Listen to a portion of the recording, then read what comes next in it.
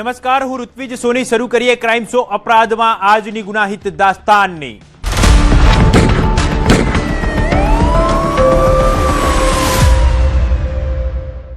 વર્ષ 2008ના Ahmedabad Surat serial blast કેસમાં ગુજરાત હાઈકોર્ટે મહત્વનો ચુકાદો આપ્યો છે. ટ્રાયલ કોર્ટની સજાને યથાવત રાખતા કોર્ટે દોષિતો સામે કડક વલણ જાળવી રાખ્યું છે.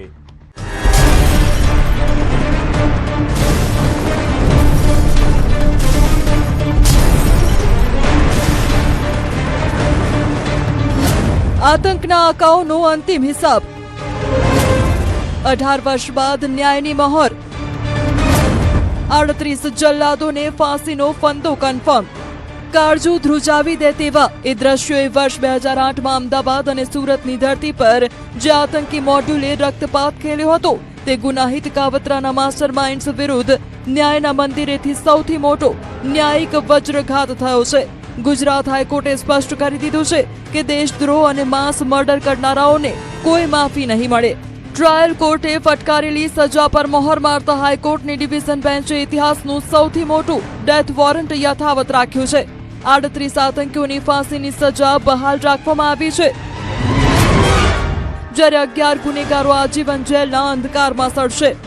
સરકારી વકીલે કોર્ટ સમક્ષ એવા મજબૂત કાનૂની પુરાવાઓનો પહાડ ખડકી દીધો કે આતંકીઓની તમામ અપીલો પત્તાના મહેલની જેમ ધરાશાયી થઈ ગઈ.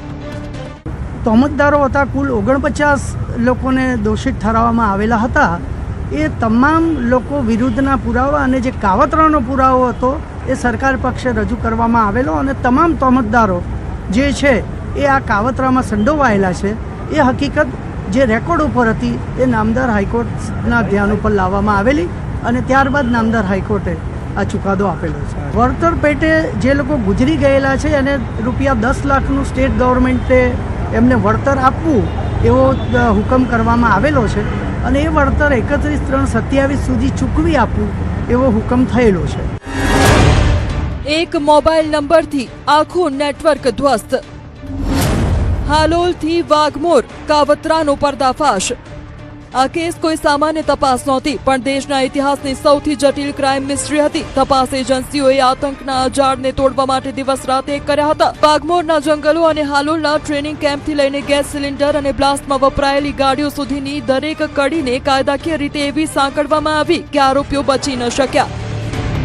એક નંબર મળેલો, એક નંબરના આધારે અમે બીજા 5 નંબર શોધ્યા અને એના આધારે દેશના બીજા જે કેસો છે એ પણ ડિટેક્ટ થયા અને ગુજરાત પોલીસના હાથે મેક્સિમમ આરોપીઓ અહીંયા ઝડપાયા છે અને આખું કાવતરું જે સિલસિલાબંધ છે એ આપણે ગુજરાત પોલીસને અમદાવાદ શહેરની ક્રાઇમ બ્રાન્ચે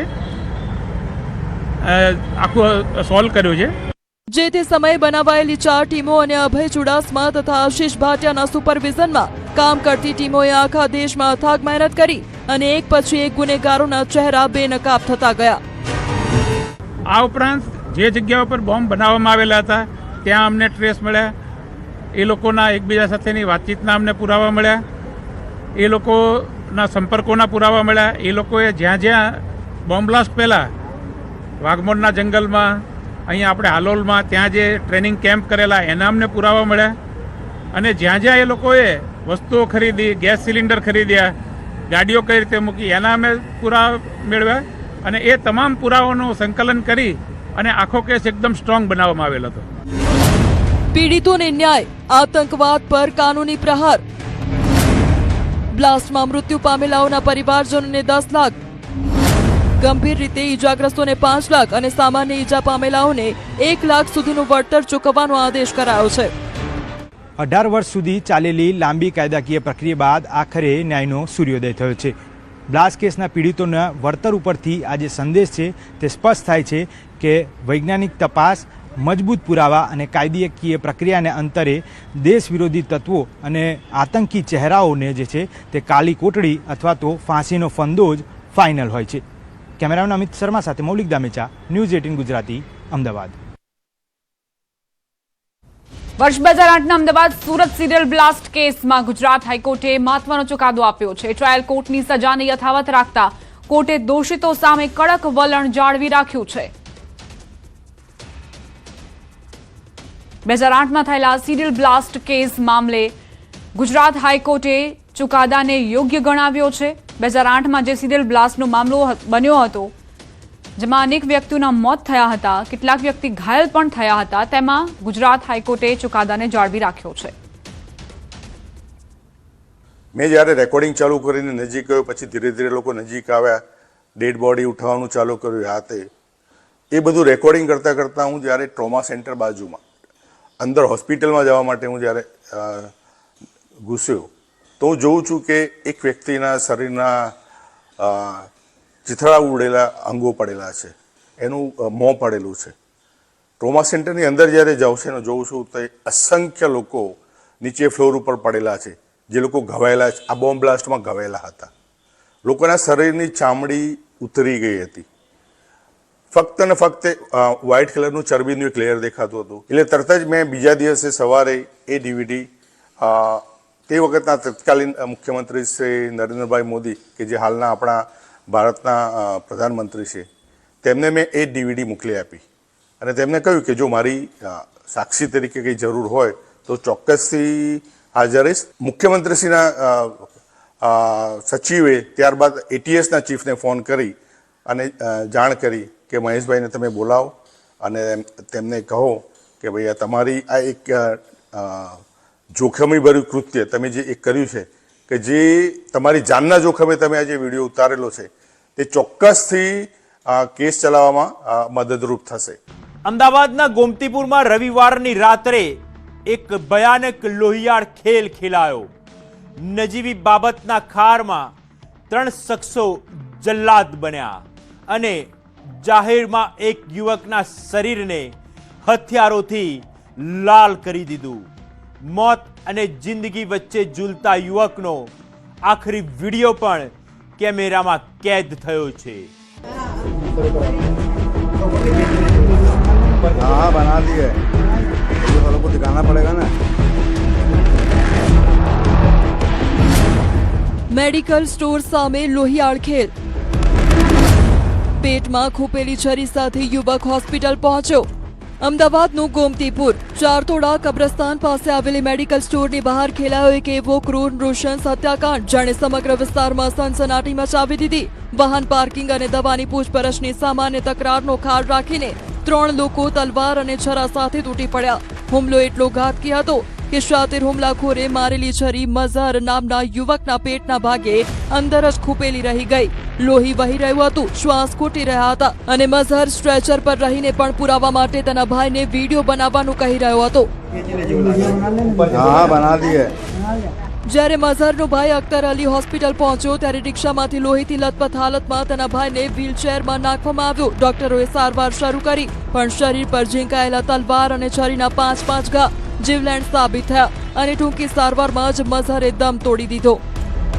2 જણા છે, એ લોકો ત્યાં આગળ કોઈ દવા બતાવવા માટે ગયેલા હતા અને દવા બાબતે પૂછપરછ કરી ત્યાંથી પરત થતા તે દરમિયાન ત્યાં આગળ જે મેડિકલ ઓનર છે તેમજ એની જોડે અન્ય જે માણસ બેઠેલો હતો એ લોકો જોડે બોલાચાલી થયેલી હતી.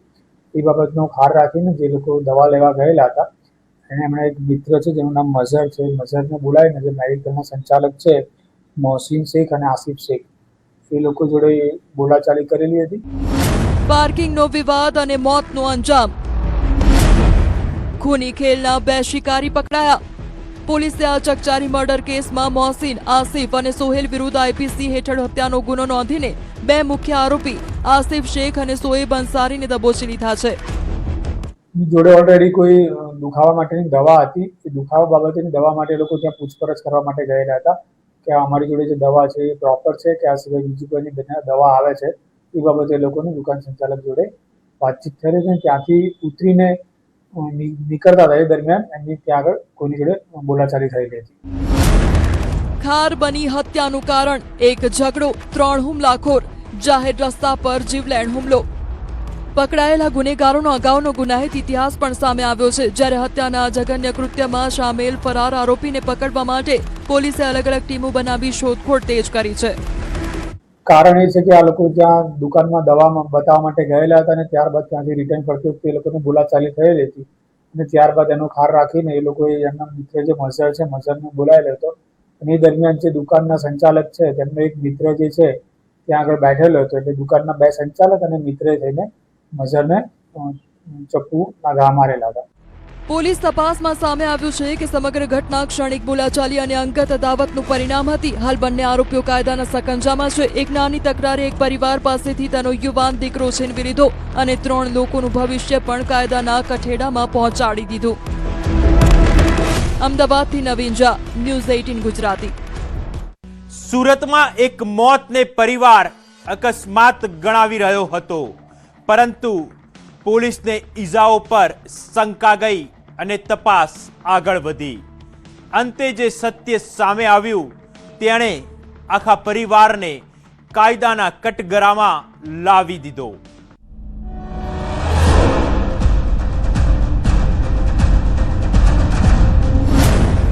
લોહીના સંબંધો પર ખૂની કલંક. અકસ્માતનો ડ્રામા, હત્યાનો ભેદ ખુલ્યો. સુરતના સિંગણપુરમાં કાળજુ કંપાવી દેતી ઘટના ઘટી. પિતા પુત્રના સંબંધોને શર્મસાર કરતો એક એવો સનસનીખેજ હત્યાકાંડ, જેને અકસ્માત મોતમાં દફનાવી દેવાનો માસ્ટર પ્લાન ઘડાયો હતો. પણ કાયદાની બાજ નજરે ગણતરીના કલાકોમાં જ આ લોહિયાળ ડ્રામાનો પર્દાફાશ કરી દીધો છે. ગત 4 જુલાઈ 2026 જ્યારે પોલીસ સમક્ષ પિતા રાજેશભાઈ રાઠોડના કથિત આત્મઘાતી હુમલાની કહાની રજૂ કરાઈ. પરિવારે દાવો કર્યો કે પિતા માનસિક રીતે અસ્થિર હતા અને તેમણે જાતે ચપ્પુના ઘા ઝીકી લીધા. પરંતુ પોસ્ટમોર્ટમ રિપોર્ટ અને લાશ પરના ઘા કંઈક અલગ જ ભયાનક સત્ય ચીસો પાડીને કહી રહ્યા હતા. हमें पता लगता है कि राजेश भाई गांडो भाई राठौड़ नाम का व्यक्ति जिसकी उम्र 55 वर्ष है, उसकी मृत्यु हो गई है. वह मोटिवेट का रहने वाला है. उस समय हमने जो माहिती मिली एक्सीडेंटल डेथ दाखिल किया कि वह जो व्यक्ति है वो मेंटली इल है और उसने सेल्फ इन्फिक्टेड इंजरीज अपने हाथ पे, कंधे पे और गले पे इन्फेक्ट की हैं, जिससे कि उसकी मृत्यु हो गई है. बट जैसे जैसे हमने डीपर इन्वेस्टिगेशन किया और उसकी बॉडीली इंजरीज और जो मेडिकल ओपिनियन लिए और अपनी ह्यूमन रिसोर्सेज का इस्तेमाल करते पता लगा कि यह इस जो घटना हुई है इसकी जो कारण है वो अलग ही है. શાક સમારવાનું ચપ્પુ બન્યું કાળ. પુત્ર જ નીકળ્યો જલ્લાદ.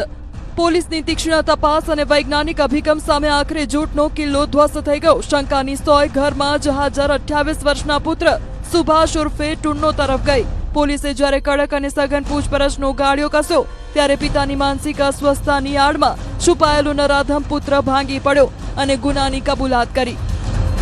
मरंजदार है उनका जो बेटा सुभाष राठौड़ जिसकी उम्र 28 वर्ष है, वो उस दिन मोटिवेट में ही रहता है उनके साथ एंड उनके साथ गाली गलौज और झपाझपी उसके साथ रेगुलरली होती रहती थी और उनके जो आपसी रिश्ते थे वह भी ठीक नहीं थे. ગુસ્સામાં ગુમાવ્યો કાબુ. નજીવા પારિવારિક ઝઘડા, રોજબરોજની તકરાર અને ક્રોધના આવેશમાં આવીને હીરા ઘસતા પુત્રએ પિતા પર ચપ્પુના ઘા ઝીકીને જીવ લઈ લીધો. પોલીસે ગણતરીના સમયમાં જ હત્યારા પુત્રને દબોચી લીધો છે. જો પોલીસે સતર્કતા ન દાખવી હોત તો કદાચ એક ખૂન અકસ્માતના અંધકારમાં કાયમ માટે દફન થઈ ગયું હોત. આ કેસ ફરી એકવાર સાબિત કરે છે કે જ્યારે પુરાવા બોલે છે ત્યારે બનાવટી કહાની લાંબો સમય ટકી શકતી નથી અને કાયદાનો હાથ અંતે સત્ય સુધી પહોંચી જ જાય છે.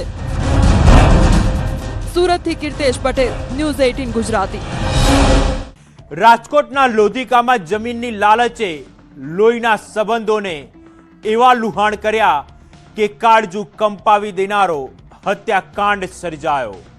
લાશને હોસ્પિટલે લાવી નિર્દોષ હોવાનો ડ્રામા કરનારા પાપીઓ આખરે કાયદાના સકંજાથી કેમ ન બચી શક્યા? જુઓ આ રક્તરંજિત ખેલનો સનસનીખેજ અહેવાલ.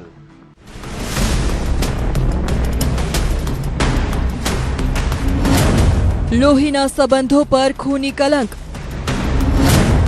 હોસ્પિટલમાં લાશ મૂકી હત્યારાઓ છૂમંતર.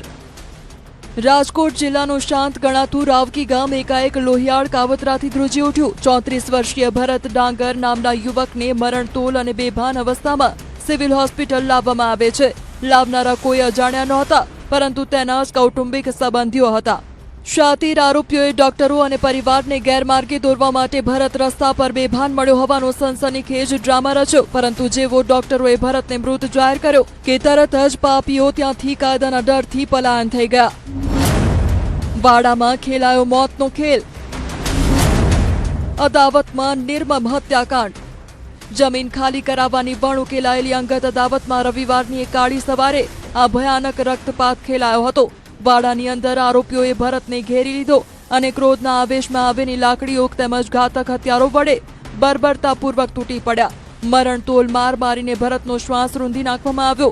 હત્યાકાંડને અંજામ આપીને નરાધમો પોતાની કારમાં સવાર થઈને ક્રાઇમ સીન પરથી ફરાર થઈ ગયા. પરંતુ ગોંડલ ડિવિઝનની પોલીસ આ શાતીર શિકારીઓ પાછળ કડીઓ જોડતી પહોંચી ગઈ.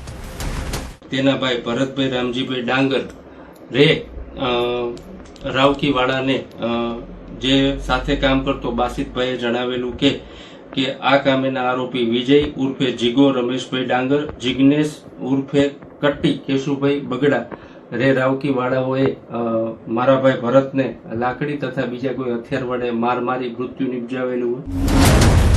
2 પકડાયા, વિલાપ કરતો પરિવાર. લોધિકા પોલીસે ત્વરિત કાર્યવાહી કરીને હત્યાના ગુના હેઠળ વિજય ઉર્ફે જીગો અને કટ્ટી બગડા નામના વ્યક્તિઓની ધરપકડ કરી લોખંડી કાયદાના સકંજામાં લીધા છે. ગુનામાં વપરાયેલી એસન્ટ કાર, હથિયાર અને મોબાઈલ જપ્ત કરાયા છે. કે આ બંને આરોપીઓ માખાવડ પાસેથી આ વિજય તથા જિગ્નેશ ઉર્ફે કટ્ટી ને એસન્ટ કાર સાથે ઝડપી લીધેલા છે. આ કામે બંને આરોપીઓએ આ ભરતને શરીરની અલગ અલગ જગ્યાએ લાકડી તથા બીજા હથિયાર વડે માર મારેલો. જમીનની લાલચે એક હસતા રમતા યુવકનો જીવ લીધો અને તેના પાછળ વિલાપ કરતી 2.5 વર્ષની દીકરી અને 8 મહિનાના માસૂમ દીકરાના માથેથી પિતાની છત્રછાયા કાયમ માટે છીનવી લીધી. હાલ સમગ્ર મામલે લોધિકા પોલીસે વધુ તપાસ કરી રહી છે. રાજકોટથી અંકિત પોપટ, ન્યૂઝ 18 ગુજરાતી. સુરતના પાંડેસરામાં જ્વેલર્સની દુકાનની છત ફાડીને લાખોની ગરફોડ ચોરી કરનારા સાતીર ચોરોએ પોલીસને થાપ આપવા માટે રિક્ષાઓ બદલી અને ઉત્તર પ્રદેશ પણ ભાગી ગયા. પરંતુ ટેકનિકલ સર્વેલન્સ અને 250 સીસીટીવીના ચક્રવ્યૂહમાં આખરે આ ખેલ કેવો ઊંધો પડ્યો તે જોઈએ.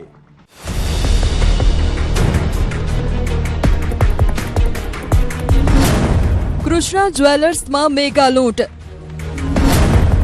250 સીસીટીવીનો લોખંડી ચક્રવ્યૂહ. ડાયમંડ સિટી સુરતના પાંડેસરામાં ગત 27 જૂનની મધરાત્રિએ સનસનાટી મચી ગઈ, જ્યારે કૃષ્ણા જ્વેલર્સની છતના પતરા કાપીને અજાણ્યા તસ્કરોએ લાખોની ઘરફોડ ચોરીને અંજામ આપ્યો. દુકાનમાંથી સોના ચાંદીના કિંમતી દાગીના અને રોકડ સહિત કુલ 7,62,000નો મુદ્દામાલ સાફ કરી ચોરો ફરાર થઈ ગયા. ખાખી વર્દીધારી પાંડેસરા પોલીસે પડકાર ઝીલીને આખી રાત ઓપરેશન શરૂ કર્યું. 8 થી 9 ટીમોએ 250થી વધુ સીસીટીવી કેમેરા ફંફોસ્યા. ત્યારે ખબર પડી કે ઓળખ છુપાવવા ચોરો એક પછી એક રિક્ષાઓ બદલી રહ્યા હતા. ટેકનોલોજી સામે ચોરોની ચાલ નિષ્ફળ. ટેકનિકલ સર્વેલન્સ અને હ્યુમન સોર્સે ખુલાસો કર્યો કે શાતિર ગુનેગારો પૂણા ગામ તરફથી યુપીના કાનપુર જતી લક્ઝરી બસમાં સવાર થઈ ચૂક્યા છે. પાંડેસરા પોલીસે અદ્ભુત સંકલન સાધી રસ્તામાં દોડતી બસના ડ્રાઈવરનો સીધો સંપર્ક કર્યો અને વોટ્સએપ પર શંકાસ્પદોના ફોટા મોકલ્યા. ડ્રાઈવરે ઓપરેશનને અંજામ આપવા પોલીસ સ્ટેશન તરફ બસ વાળી, પણ કાનપુર નજીક રનિયા પોલીસ સ્ટેશન આવતા જ ચોરોને પોલીસની ગતિવિધિની ગંધ આવી ગઈ અને તેઓ ચાલતી બસે બારીમાંથી કૂદીને રફુ ચક્કર થઈ ગયા. ગુનો ડિટેક્ટ કરવા માટે સીસીટીવી કેમેરા, મોબાઈલ અને હ્યુમન ઇન્ટેલિજન્સ કામે લગાડવામાં આવેલ, જેમાં 7 થી 8 ટીમો બનાવવામાં આવેલ, જેમાં સીસીટીવીની શરૂઆત કરતા આરોપીઓ તેરે નામથી રિંગ રોડ તરફ જાય છે, રિંગ રોડથી ટ્રાવેલ્સ તરફ પૂના તરફ જાય છે, પૂના ગામ તરફ, અને ત્યાંથી જે ટ્રાવેલ્સની બસ ઉપડે છે એ નંબર મળે છે અને એ નંબર આધારે ડ્રાઈવરનો કોન્ટેક્ટ કરવામાં આવે છે અને આરોપીઓના ફોટા વેરીફાઈ કરવામાં આવે છે.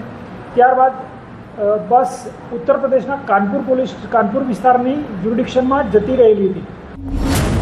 5.83 લાખના દાગીના જપ્ત. બસની બારીમાંથી કૂદી ચોરો ફરાર. ચોરો ભલે નાસી છૂટ્યા, પણ કાયદાના સકંજાના ભયથી તેઓ કરોડોના સોના ચાંદી ભરેલો થેલો બસમાં જ છોડી દેવા મજબૂર બન્યા. બસ સ્ટાફે આ થેલો યુપીની રનિયા પોલીસને સોંપ્યો. સુરત પોલીસે તાત્કાલિક એક ખાસ ટીમ મોકલીને અંદાજે 5.83 લાખ રૂપિયાના ચોરીના દાગીનાનો જથ્થો સુરક્ષિત રિકવર કરી લીધો છે. જેથી ડ્રાઈવરનો સંપર્ક કરી અને નજીકના પોલીસ સ્ટેશન પહોંચવાનું જણાવતા ત્યાં રાનિયા પોલીસ સ્ટેશન હતું, જે ડ્રાઈવરને નજીક પડતું હતું. જેથી ડ્રાઈવર સાથે કોમ્યુનિકેશન થયા મુજબ તે રાનિયા પોલીસ સ્ટેશન પહોંચેલ અને જેવા પોલીસ સ્ટેશન પહોંચેલ તેવા જ આ ચોર મુદ્દામાલ મૂકી અને ત્યાંથી ભાગી છૂટેલા. તે ચોરીનો મુદ્દામાલ 100% રિકવર થયેલ છે અને પાંડેસરા પોલીસ દ્વારા મુદ્દામાલ રિકવર કરી હાલમાં મુદ્દામાલ રિકવર થઈ ચૂક્યો છે અને ફરાર થઈ ગયેલા બંને શાતીર ચોરોને પકડવા માટે પોલીસે અલગ અલગ રાજ્યોમાં તપાસનો વ્યાપ વધારી દીધો છે. આ કેસ ફરી એકવાર બતાવે છે કે ગુનેગાર ભલે રાજ્યની સરહદ પાર કરી દે, પરંતુ સીસીટીવી, ટેકનિકલ સર્વેલન્સ અને પોલીસનું સંકલન ઘણીવાર ગુનાની દિશા બદલી નાખે છે. સુરતથી કીર્તેશ પટેલ, ન્યૂઝ 18 ગુજરાતી. રાજકોટમાં ધોરણ 12ની સગીરાને બ્લેકમેલ કરી નરાધમોએ હવસનો શિકાર બનાવી દીધી. પ્રેમ જાળ, ન્યૂડ વિડીયો અને પરાણે ગર્ભપાત કરાવવાના આ સનસનીખેજ કેસનો હચમચાવતો આ અહેવાલ જુઓ.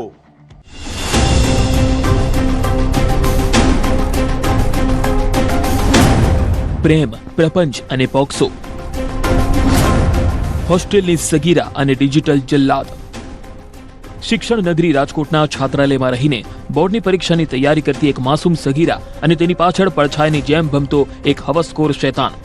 જૂનાગઢથી શરૂ થયેલો પરિચય જ્યારે રાજકોટ સુધી પીછો કરે છે ત્યારે સંબંધોની આડમાં ખેલાય છે બ્લેકમેલિંગ અને શારીરિક શોષણનો એક અત્યંત ઘૃણાસ્પદ અને લોહિયાળ ખેલ.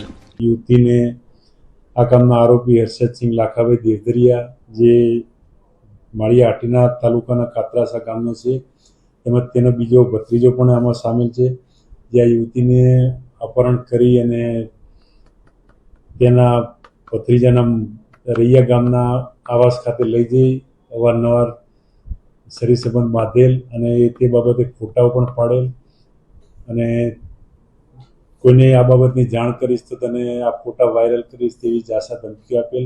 જૂનાગઢ ખાતે પણ આવી રીતના અવારનવાર તેની સાથે શરીર સંબંધ બાંધેલ. કેમેરામાં કેદ કાળી કરતૂત,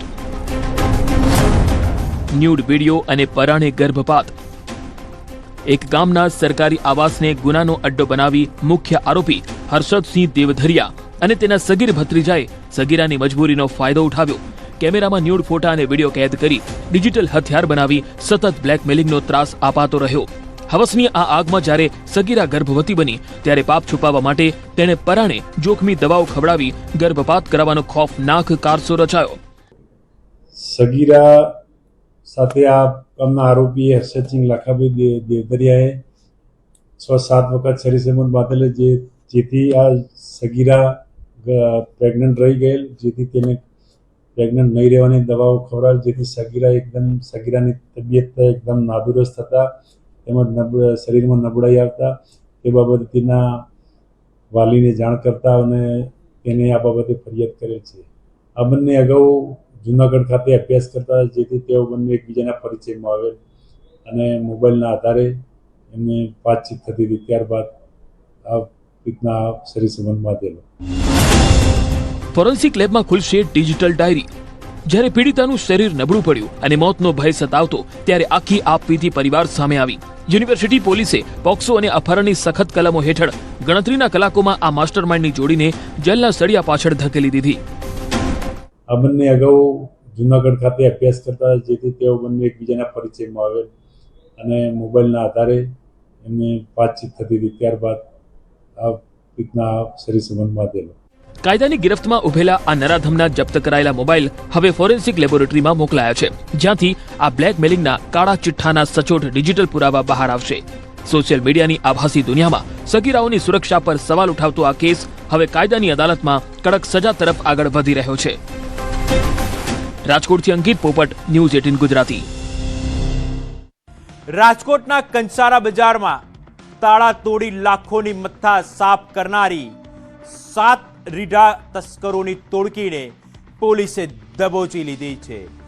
એક સફાઈ કર્મચારીના એલર્ટથી કેવી રીતે ઉકેલાયો ડબલ ચોરીનો આ સનસનીખેજ કેસ તે જોઈએ.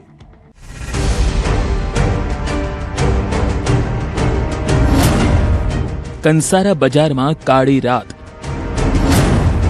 સફાઈ કર્મચારી અને ખાખીનો સપાટો. 2 જુલાઈ 2026ની ઘનઘોર અંધારી રાત.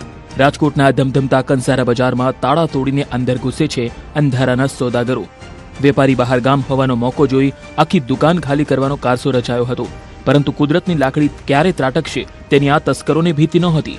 ઈરાદાને અંજામ આપે એ પહેલા જ મહાનગરપાલિકાના એક સફાઈ કર્મચારીની નજર આ કાળા કરતૂત પર પડી ગઈ. વિસ્તારમાં કંસારા બજારની શેરીમાં એક પેઢીની દુકાનમાં ચોરી થયેલ, રાતના સમયે ચોરી થયેલ. જે ચોરી આરએમસીના એક જે સફાઈ કર્મચારી જે ગાડી ચલાવે તેમને ચોરી કરતા જોઈ, જે બાબતે તે દુકાનના માલિકને જાણ કરેલ. સચિનભાઈ શેઠ તેનું નામ છે, અને તેઓ બહારગામ હોય તેઓ તરત અહીંયા રાજકોટ ખાતે આવી અને આ બાબતે ફરિયાદ કરેલ. લબર